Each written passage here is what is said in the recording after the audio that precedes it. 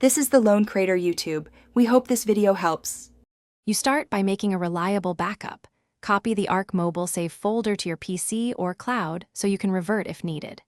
Next, install a file manager that supports local and USB access. Solid Explorer works well.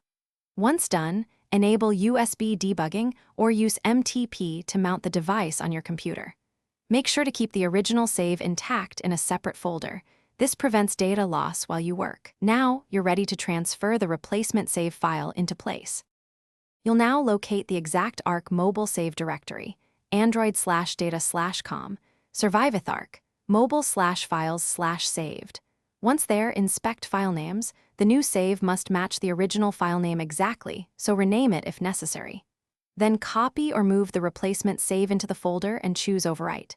After moving, check file permissions and ownership. Make sure they match the originals so the game can read them.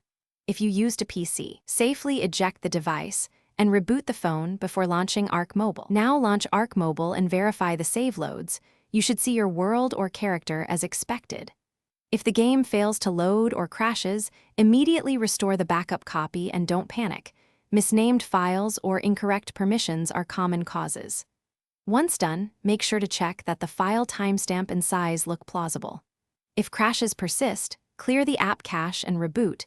If still broken, repeat the replacement steps, ensuring exact names and matching file permissions before